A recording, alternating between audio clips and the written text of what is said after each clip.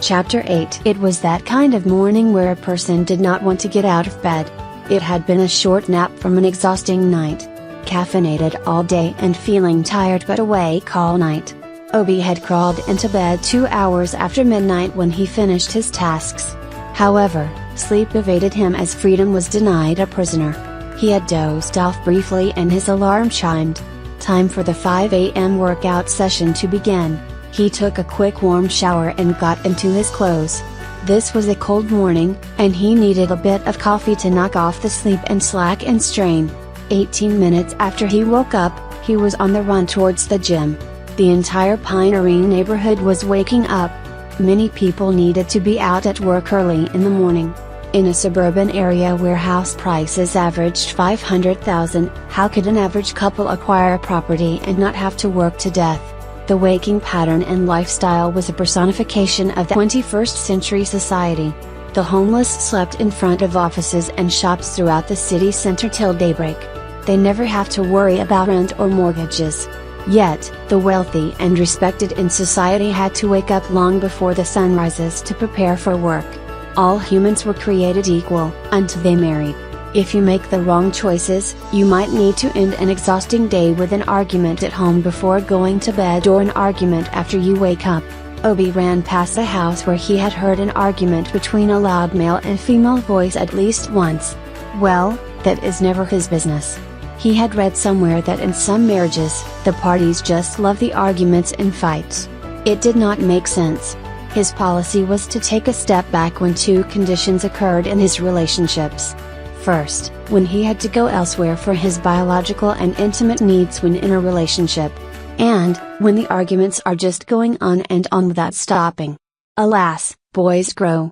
His sex drive is not what it used to be a decade earlier, and he has grown more in patience. Who knows, maybe one day, he could fulfill mother's wishes of getting married and raising a family. But he was always skeptical. Giving himself expert advice had been great so far. Then, he rushed through the main entrance of the fitness space and the ever-present Rodrigo was ready to greet him and test his new Spanish vocabulary.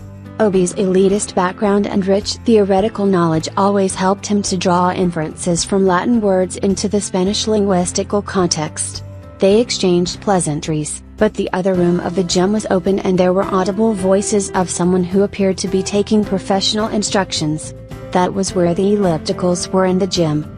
Obi found it to be important, but it was never the most important. He therefore went on with his usual routine and in the smaller room of the gym, the instructor's voice from the other room was audible and Obi could hear insights about some professional training guides by a male voice that seemed to be a bit knowledgeable. They were talking about objectives that were to be met before some show and that seemed to be the basis of the training program they were adhering to.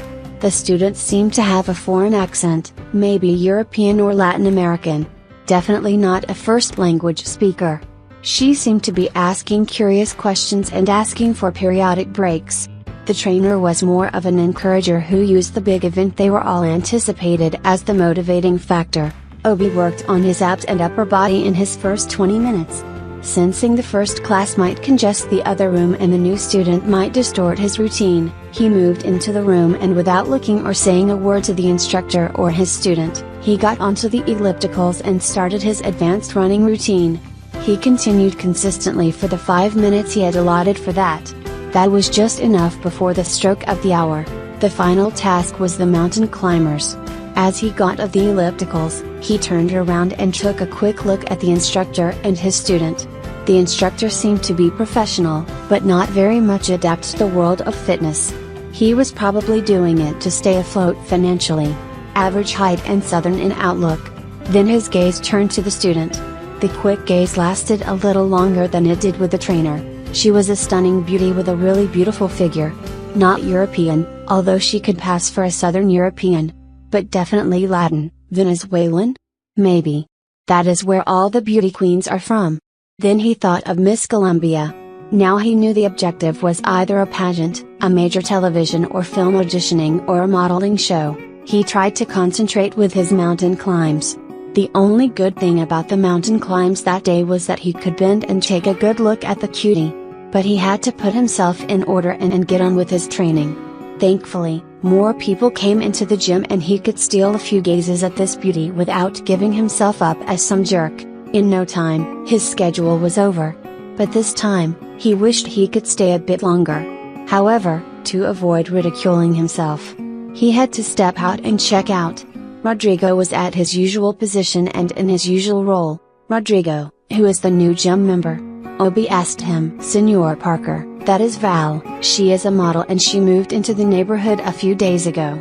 She will be exercising to stay in shape in our gym." He replied with a smile. "That is good," Obi said with a mischievous smile. "Yes. Fitness Space is the most attractive gym for the most attractive people, senor." "Well, I have to agree with you." Obi smiled and rushed out. Val was impressed on his mind for the rest of the day. He never had to write a CV to seek new jobs. But if he ever did, the phrase go-getter was surely going to be encrypted on more than a few sections of the resume.